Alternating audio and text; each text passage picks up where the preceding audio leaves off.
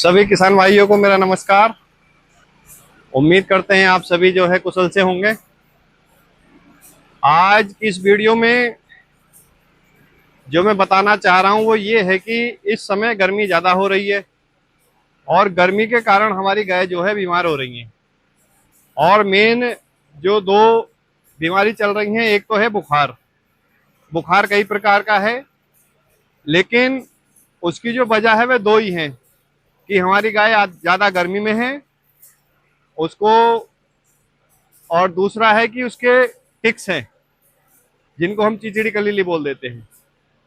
तो अगर हम इन दो चीज़ों से बचाव रखें, एक तो जैसे आप देख रहे हैं कि हमारा फैन भी चल रहा है बड़ा और फॉगर स्प्रिंकलर चल रहे हैं, तो हमें क्या है, गाय को बिल्कुल अपना अगर सही से रखेंगे, ठंडा रखेंगे, हवा में रखेंगे तो बीमार नहीं होंगी। हालांकि हम भी बताते रहते हैं, लेकिन एक गाय हमारी भी लॉस कर गई, लेकिन उसकी तो बीमारी का पता ही नहीं लगा, अचानक में समझ में नहीं आई बात कुछ। दूसरा है, हमें साफ सफाई का विशेष ध्यान रखना है। जहाँ पे हमारी गाय है वहाँ पे हमें जो है साफ सफाई का ध्यान रखना है। तीसरा है, जो हम फीडिंग करते हैं, जो खिलाते हैं, तो वो हम ध्यान रखें वो ज्यादा बासी ना हो। मतलब कि हम ढेर लगा के डाल देते हैं तो वो गर्म हो जाता है नियार, चाहे हम चाप कटर से तब कटिंग करते हैं उस समय की बात हो या फिर चर में एक साथ डाल देना हो। तो जब नियार गर्म, चूंकि गर्मी का मौसम चल रहा है, बरसात अब बीच बीच में हो जाती है, तो इस समय क्या है, टॉक्सिन बन जाता है गर्म होने से और वो हमारी गाय को नुकसान देता है। तो आज का जो हमारा मेन उद्देश्य है वो यही है वीडियो बनाने का, कि हम अपनी गाय को कैसे सुरक्षित रखें। तो भाई मेन तो जैसे हमारे जितेंद्र भाई भी बताते रहते हैं और अध्यक्ष साहब भी, कि वैक्सीनेशन कराना है। अगर आपने अपनी गाय को कंटिन्यू 3 वर्ष तक वैक्सीन लगवा लिया है तो फिर बुखार ना के समान आता है। लेकिन अगर वैक्सीन नहीं लगी है तो हमें ध्यान देना है कि हमारी गाय का जो इन्वायरमेंट है गाय के लिए वो बहुत ही कूल होना चाहिए गर्मी के मौसम में। चाहे हम हाथ से नहलाएं, कई बार नहलाएं और हवादार जगह में रखें, बंद करके ना रखें।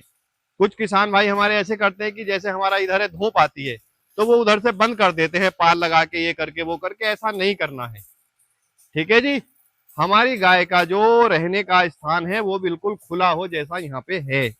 तो हम अगर ये सब करते हैं तो हमारी गाय का जो है बीमारी लगभग 90% तक कम हो जाता है। दूसरा, गर्मी में जैसे जैसे आगे और बरसात बढ़ेगी तो भैया इस समय क्या है, मस्टाइटिस बढ़ेगा, थनैला रोग, वो भी कई प्रकार का होता है। तो उसका भी यही है कि हम साफ सफाई रखें, अपनी गाय को हवा में रखें, और जो सोडा या बफर है वो फीड में अवश्य दें। सोडा या बफर हम कंटिन्यू देते हैं तो भी हमारे जो है गाय का जो मस्टाइटिस है उस पर कुछ हद तक रोक लगती है। और अगर मस्टाइटिस है या बुखार है तो बिल्कुल लापरवाही ना करें।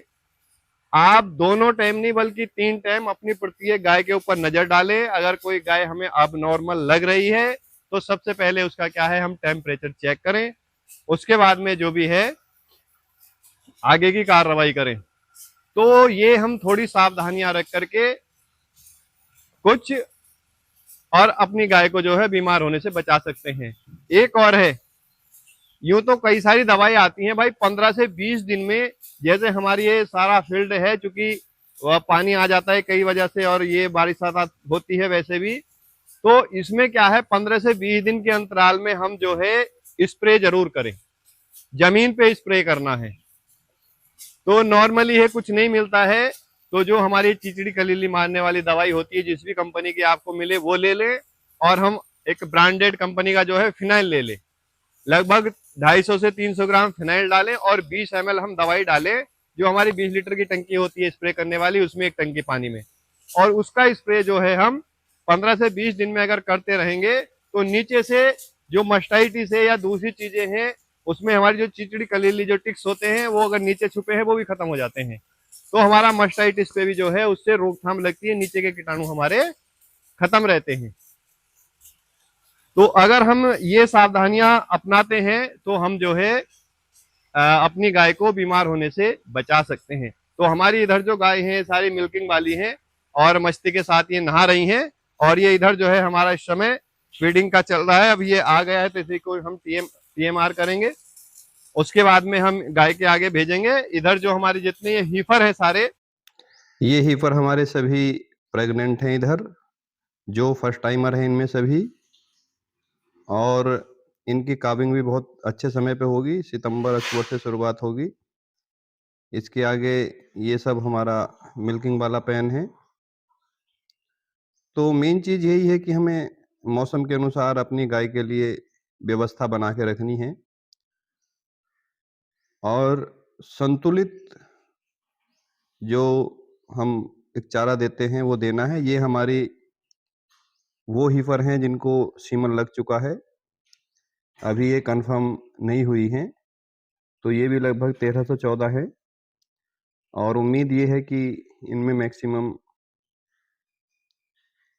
आगे निकल ही जाएंगी। इसके साथ ही इधर हमारी ये भैंस हैं, कुछ भैंस भी हमारे यहाँ पलती हैं, तो इधर हमने एक हिस्सा ये भैंसों के लिए बनाया हुआ है। उसके साथ ही अगर हम बात करें तो सबसे ज़रूरी यही है कि हम अपनी गाय के स्वास्थ्य पे ध्यान दें। इससे आगे ये हमारे सब 4 से 6, 7, 8 महीने के काफ हैं ये। बहुत ही अच्छी इनकी ग्रोथ चल रही है। ये हमारे छोटे काफ हैं जो 3 महीने से 4-5 महीने के हैं। तो जब तक हम अपने छोटे काफ पे ध्यान नहीं देंगे तो हमारी डेयरी जो है आगे नहीं बढ़ेगी। ये हमारे जो 0 से और 3 महीने 2 महीने के काफ हैं वो इधर हैं। ये एक बच्चे को हमारे जो है चोट लग गई थी किसी वजह से, तो इसको अलग रखा गया है। ये गाय हमारी, इसको बच्चा देने में 40 दिन बचे हैं, तो इनको इधर अलग बांधा गया है। इसके साथ ही अगर हम अपने फार्म का मैनेजमेंट स्ट्रांग रखते हैं, चीज़ों को समय पे करते हैं, तो मैं समझता हूँ डेयरी फार्मिंग करने में कोई ज़्यादा बड़ी बात नहीं है और समय से अपना सभी कार्य करें। आज के लिए इतना ही। सभी किसान भाइयों को मेरा नमस्कार। जय हिंद, जय भारत।